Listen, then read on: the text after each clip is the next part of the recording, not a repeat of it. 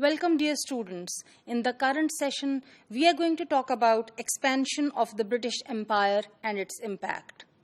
I hope by the end of this session, you would be able to understand what were the dimensions of the expansion of the British Empire and how it is linked with, the changes that came into English language.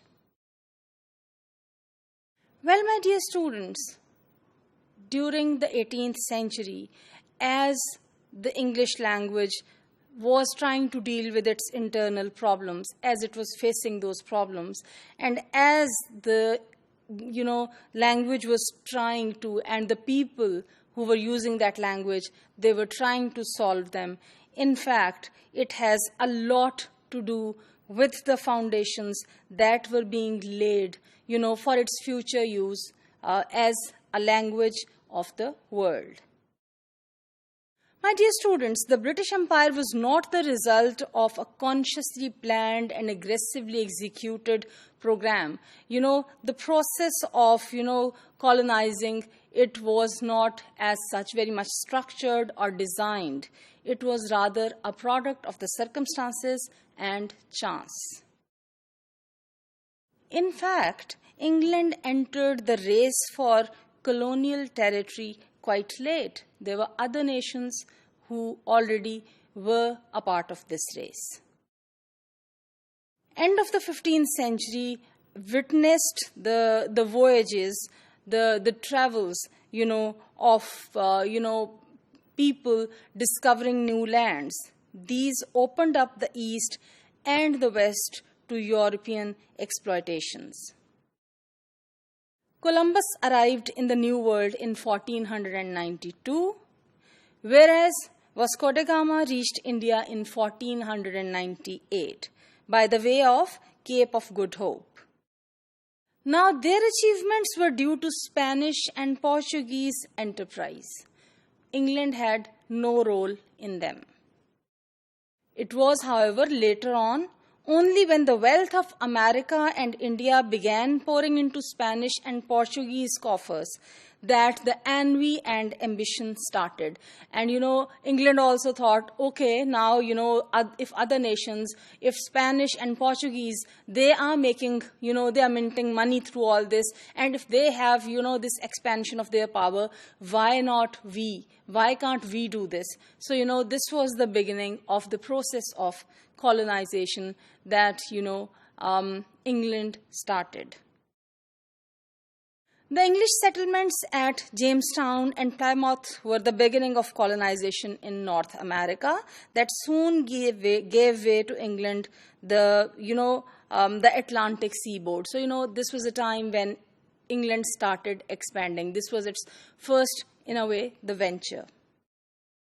By the end of the 16th century, the revolt of Netherlands brought the Dutch into active competition with the Portuguese in the trade. Now, all this trade that, was taking place in India, this again was a great incentive for England. Inspired by the example of the Dutch, it was in 1600, the East India Company was founded to promote this trade. And, this is when they came to Madras, Bombay, and Calcutta. I'm sure during your education at different stages, you would have read this in the history of the subcontinent and in, your studies related to Pakistan studies. So, this expansion that took place, this traveling, this process of, of establishing colonial territory, it resulted in a close contact with people who were from, different origins. So, English would offer, its own structures, its vocabulary, to these people, but it would also borrow from them. So, there were a lot of borrowings in English language during this time. I'm just going to talk about some examples of borrowings with reference to various lands from where they were borrowed. The first example that I'm going to give is of Mexican words. This is, one of the examples of the expansion of the British Empire that had an impact on the language. Notice the words. How very frequently we all use these words. Chili, chocolate, tomato, and many, many more words. And we do not even realize that they are not words that are originally from the English language. They have so very much become a part of English, we cannot identify. Here again on the screen you can see the examples from Cuba and West Indies. Barbecue, hammock, hurricane, maize, potato, and tobacco are the words that have entered into English through, these routes.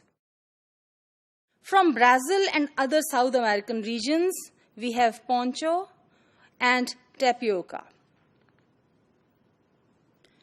A lot of words have entered into English language from the subcontinent, from India, from Indo-Pak of the times actually. Bengal, Banglo, Kashmir, China, coolie, cot, curry, jungle, jute, loot. Mandarin, nirvana, polo, punch, raja, rupee, sepoy, thug. We think these are the words of, only Urdu language and they are not used in English. They have become a part of, Oxford Dictionary. Toddy, tom-tom, and veranda. You would find all these words in all standard English dictionaries today. A very interesting example that I would like to give here is of kangaroo. This is an interesting example of native words that have passed into universal use.